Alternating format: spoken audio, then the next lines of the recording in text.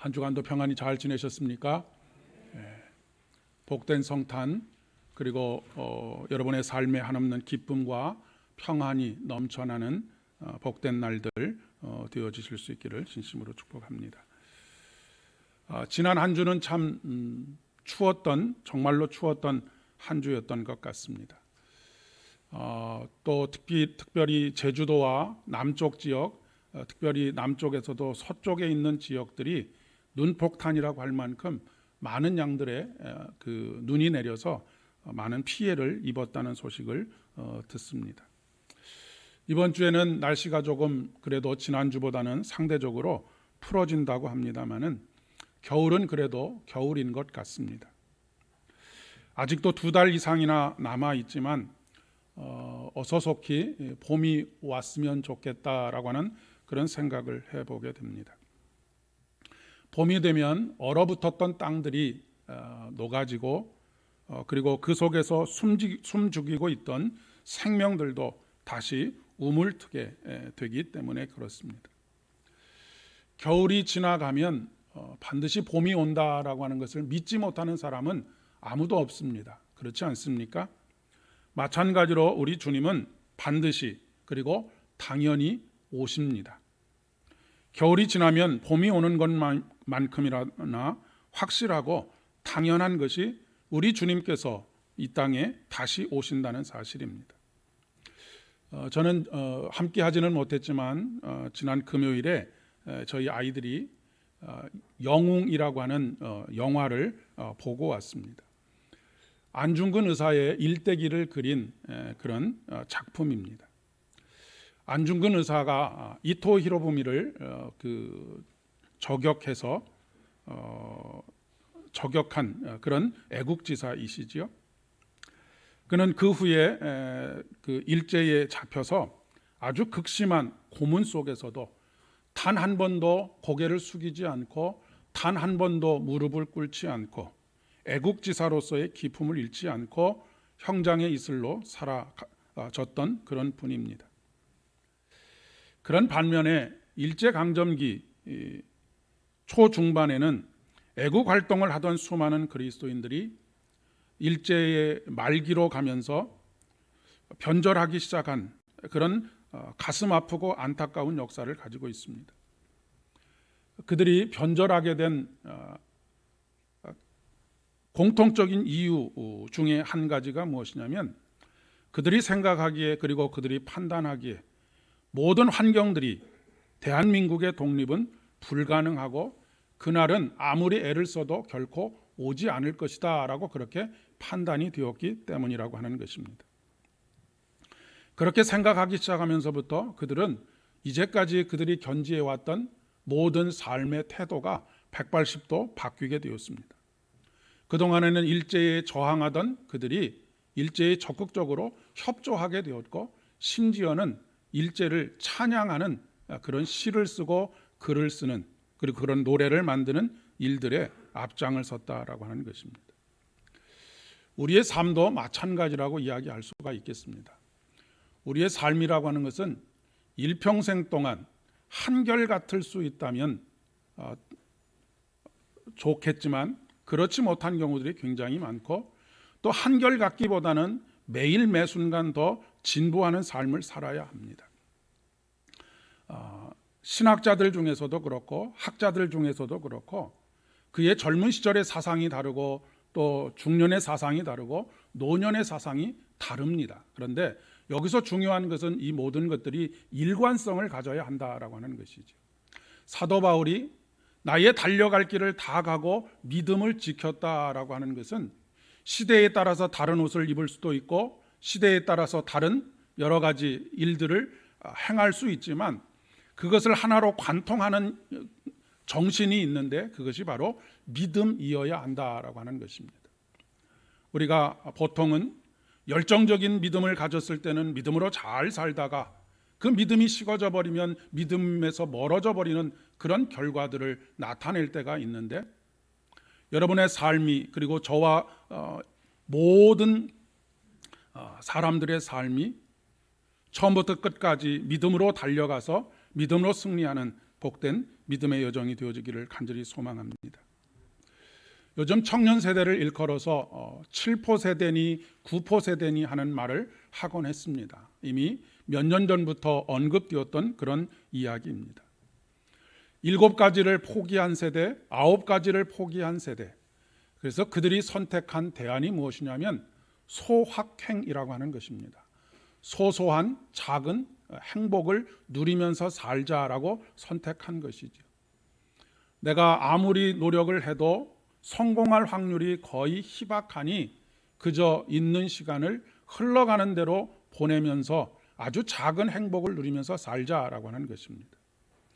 소소하고 작은 행복을 누리면서 산다는 것 자체가 잘못된 것은 결코 아닙니다. 왜냐하면 우리의 일상의 행복이 우리의 진정한 행복이기 때문에 그렇습니다. 그런데 그것이 어떤 좌절과 절망으로 말미암는 포기로부터 온 소확행이라고 한다면 그것은 참 불행하고 안타까운 일이라고도 이야기할 수가 있겠습니다. 우리들의 신앙도 그러하지 않은가 싶습니다.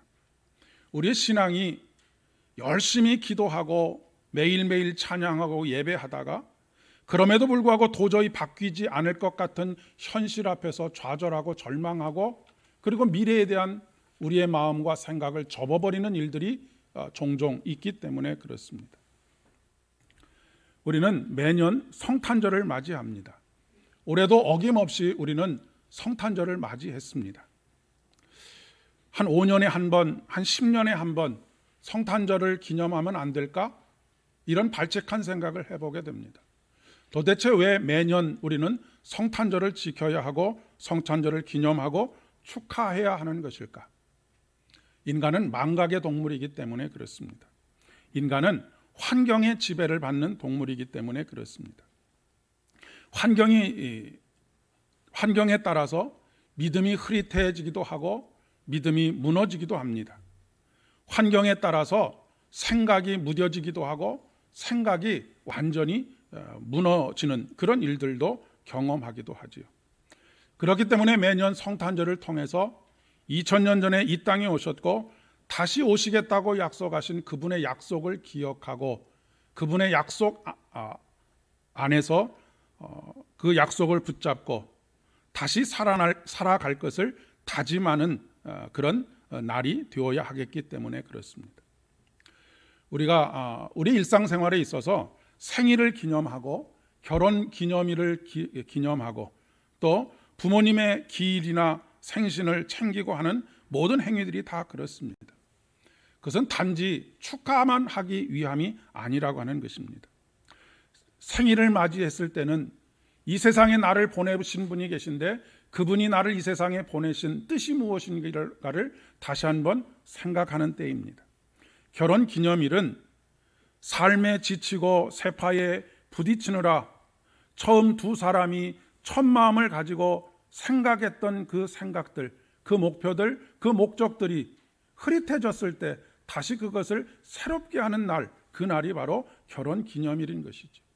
단지 비싼 선물 주고받는 것으로 끝나는 날이 아니라고 하는 것입니다.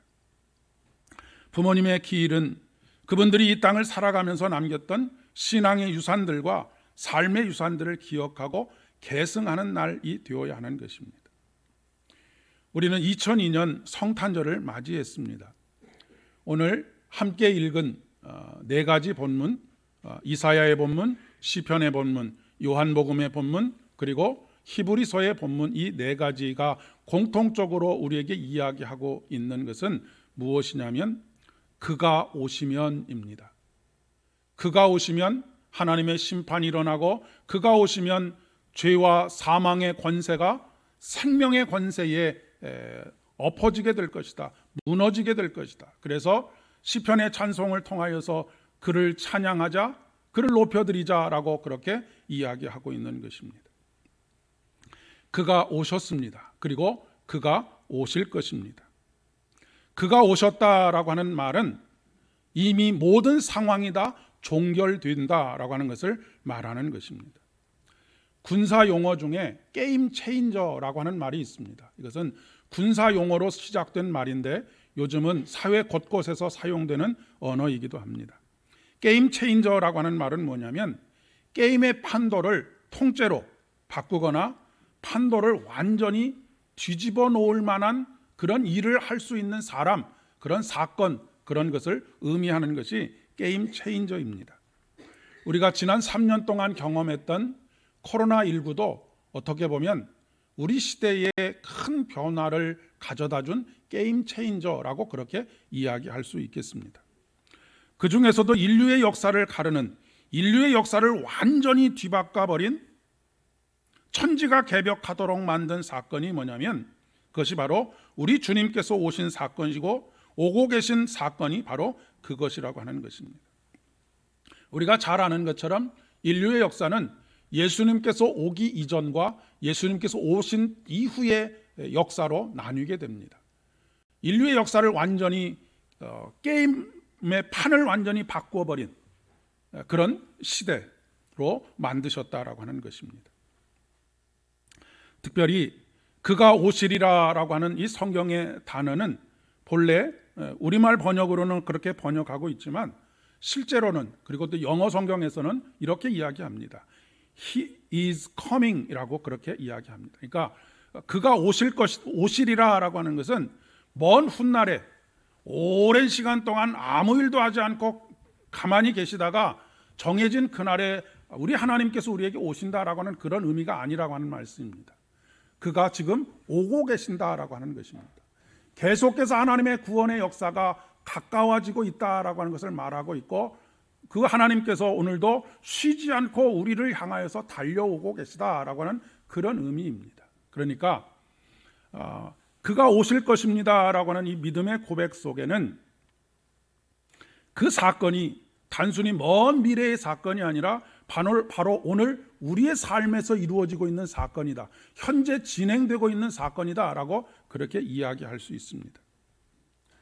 몰트만이라고 하는 신학자는 바로 여기에서 희망을 발견했습니다. 그리고 그의 신학의 명칭을 희망의 신학이라고 이름을 붙이게 되었던 것이죠. 우리가 희망을 찾아 나서는 것이 아니라 그 희망이 우리에게 다가오는 것입니다. 그 희망이 오랫동안 머물러 있다가 우리에게 찾아오는 것이 아니라 오늘도 계속해서 우리를 향하여 달려오고 계신다, 돌격해 오고 계시다라고 하는 것을 말씀하고 있습니다. 그렇기 때문에 먼 미래뿐만 아니라 현재에도 새로운 상황이 펼쳐지고 있는 것입니다. 그 새로운 상황이라는 것이 무엇이냐면 새로운 시대가, 새로운 세상이 시작되었다라고 하는 것입니다. 그 새로운 시대의 핵심은 하나님께서 다스리신다라고 하는 것입니다. 오늘 네 가지 본문에 공통적으로 나타나는 이야기 중에 한 가지가 바로 그것입니다. 이사야 선지자를 통해서도 내 하나님이 통치하신다라고 선언하고 있고, 시편 98편의 말씀을 통해서도 여호와께서 통치하시느니라 라고 말씀하고 있습니다. 이 하나님의 통치가 시작되었다는 소식을 목을 빼고 기다리는 사람들이 있었습니다. 그들은 바로 파수꾼들입니다. 그들은 가장 먼저 이 기쁨의 소식을 들은 사람들입니다. 그리고 가장 먼저 이 소식에 반응을 한 사람들입니다. 그들은 이렇게 외칩니다. 너 예루살렘의 황폐한 곳들아, 기쁜 소리를 내어 함께 노래할지어다. 이는 여호와께서 그의 백성을 위로하셨고 예루살렘을 구속하였음이라 말씀하십니다. 시편 126편 1절의 말씀에서는 여호와께서 시온의 포로를 돌려보내실 때에 우리는 꿈꾸는 것 같았도다라고 노래하고 있습니다. 꿈 같은 이야기가 펼쳐진다는 이야기입니다. 그리고 기대를 뛰어넘는 일들이 벌어지게 된다는 것이고, 일어날 수 없는 일들이 벌어지게 된다는 것입니다. 저와 여러분에게도 예수 그리스도로 말미암아서, 이 땅에 말씀이 육신이 되셔서 오신 예수 그리스도로 말미암아서 이스라엘 백성들이 경험했던 이런 꿈 같은 일들이 일어나기를, 그리고 경험하게 되기를 진심으로 축복합니다. 또한 저와 여러분이, 그리고 우리 교회가 이 시대의 파수꾼이 되어지기를 또한 간절히 소망합니다. 먼저 깨달은 사람, 먼저 경험한 사람들이 되실 수 있기를 바랍니다. 시인은 또한 이렇게 노래합니다. 새 노래로 여호와께 찬송하라. 그는 기이한 일을 행하사 그의 오른손과 거룩한 팔로 자기를 위하여 구원을 베푸셨도다라고 노래하고 있습니다. 여기서 말하는 오른손은 능력의 손입니다. 모든 것을 하실 수 있는 우리 주님의 능력의 손, 창조주의 손입니다. 그 손으로 만든 모든 것은 아름답게 되었고 그 손으로 만든 모든 것은 생명으로 충만한 것이 되었습니다. 그리고 거룩한 팔은 이 땅에 공의를 세우는 팔입니다. 공의를 세우는 그 팔로 죄와 사망의 권세를 심판하실 것이다 라고 노래하고 있습니다. 바로 9절의 말씀입니다. 그가 땅을 심판하러 임하실 것이미로다. 그가 의로 세계를 판단하시며 공평으로 그의 백성을 심판하시리로다 라고 말씀하십니다. 이 땅에는 여전히 아픔과 슬픔과 고통이 존재합니다. 우리 주님께서 오셔서 이런 일들을 행할 것이라고 하는 것을 모르는 사람들이 점점 많아지고 있습니다. 그러기에 더욱더 우리가 함께 찬양했던 것처럼 기쁘다 구주 오셨다라고 하는 외침을 크게 온 마음을 다해서 온 힘을 다해서 불러야 하는 것입니다. 이 땅에 왕으로 오신 예수님은 바벨론 왕이나 세상 나라의 임금과 같이 군림하는 왕이 아닙니다. 오히려 우리 주님께서는 아기 예수님으로 이 땅에 오셨습니다. 연약하기가 그지없는 모습이지요. 그렇기 때문에 아기 예수님께서는 우리의 연약함을 아십니다. 그리고 우리의 슬픔과 우리의 고통도 아십니다. 그분은 단순히 우리의 문제를 해결하려고 오신 분일 뿐만 아니라 오늘 말씀에서 고백하고 노래하고 있는 것처럼 우리의 마음을 위로하시기 위해서 오셨고 새로운 소망과 생명으로 일어나게 하려고 오신 분이라고 하는 것입니다. 연약한 몸을 입고 이 땅에 오셨지만 본래 그분은 말씀으로 세상을 창조하신 창조주 하나님이십니다. 여기서 말씀은 로고스라고 하는 단어를 사용하는데 이 로고스라고 하는 단어는 본래 고대인들이 어떤 의미로 사용을 했었느냐면 세상이 돌아가도록 이끌고 유지하고 존재하게 하는 모든 원리와 힘, 이것이 바로 로고스라고 생각을 했습니다. 그러니 이 사람들의 고백 속에는 이 로고스, 즉 말씀이 육신이 되셔서 이 땅에 오신 예수 그리스도가 아니면 이 세상은 존재할 수 없을 뿐만 아니라 우리의 생명도 존재할 수 없다라고 하는 것을 이야기하고 있습니다. 말씀이 육신이 되어서 이 땅에 오신 우리 주님, 그분의 말씀은 결코 헛되지 않습니다.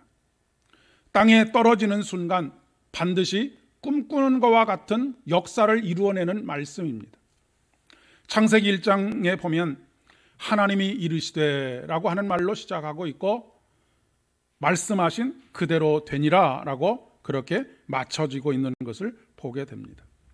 하나님께서 하신 말씀은 반드시 그대로 되어진다라고 하는 것입니다. 예수 그리스도께서 이 땅에 오셨다라고 하는 것도 마찬가지입니다. 예수께서 이 땅에 오셨다라고 하는 것은 바로 하나님께서 말씀하셨다라고 하는 말과 일맥상통할 것이고, 그리고 그 말씀이 이 땅에 오심으로 말미암아서 이 땅에 하나님의 뜻이, 말씀하신 뜻이, 그분의 계획이 온전히 성취되었다라고 하는 것을 말씀하시는 것이죠. 문제는 그가 이 땅에 오셨는데 그의 백성들이 그를 맞이하지 않았다는 것입니다. 참 안타까운 것은 세상에 믿지 않는 사람들이 그를 알아보지 못한 것이 아니라 그의 백성들이 그를 알아보지 못하고 있다라고 하는 그런 이야기입니다. 우리들이 때때로 눈이 흐려지고 어두워질 때가 있습니다. 염려와 걱정이 우리의 마음에 엄습해 올 때입니다. 불안과 걱정이 우리 마음에 엄습해 올 때입니다. 그리고 미래가 보여지지 않을 때입니다. 그리고 또 한 가지는 어둠의 일에 너무 익숙해져 버렸기 때문이기도 하겠습니다. 그러나 오늘 말씀은 영접하는 자, 그 이름을 믿는 자에게는 하나님의 자녀가 되는 권세를 주셨다라고 말씀하십니다. 오늘 이 땅에 오신 예수 그리스도, 그분을 영접하심으로 말미암아서 그분을 믿음으로 온전히 받아들이심으로 말미암아서 하나님의 자녀가 되는 권세 가운데 살아가는 저와 여러분 되실 수 있기를 진심으로 축복합니다. 어둠은 결코 빛을 이길 수 없습니다. 죽음은 결코 생명을 이기지 못합니다. 얼어붙은 땅에도 새싹은 반드시 피게 되어져 있습니다. 이 세상의 빛으로 오신 예수 그리스도께서 저와 여러분을 어둠에서 그리고 죽음에서 건져주시고 구원해 주십니다. 이 성탄에 바로 이 구원의 경험들을 그리고 다시 생명으로 움직이는 경험들을 하실 수 있기를 바랍니다. 누가복음 2장 30절의 말씀에 시므온은 내 눈이 주의 구원을 보았사오니 이는 만민 앞에 예비한 것이요 이방을 비추는 빛이요 주의 백성 이스라엘의 영광이니이다 라고 노래한 것처럼 아기 예수님의 탄생을 통해 우리 주의 구원을 보는 기쁨으로 충만한 저와 여러분 되실 수 있기를 진심으로 축복합니다. 기도하겠습니다. 은혜가 풍성하신 참 좋으신 아버지 하나님, 이미 오셨고 오고 계시는 우리 주님을 찬양합니다. 오고 계시는 그 주님으로 인하여서 이미 이 땅에 이루어진 그 하나님의 나라를 이 땅에서 맛보며 살아갈 수 있도록 은혜를 더하여 주시옵소서. 우리 마음속에 있는 어두움들이 밀려나게 하시고 우리의 마음속에 있는 모든 걱정과 근심들이 사라지게 하여 주옵소서. 빛이 오면 어둠이 물러가는 것처럼 예수 그리스도를 우리의 마음속에 모셔드림으로 말미암아 영접하는 자, 그 이름을 믿는 자들에게는 하나님의 자녀가 되는 권세를 주셨으니 하나님의 자녀된 권세를 가지고 있는 그런 삶으로 매일매일의 우리의 삶을 살아갈 수 있도록 은총을 더하여 주시옵소서. 모든 말씀 예수님의 이름으로 기도드립니다. 아멘.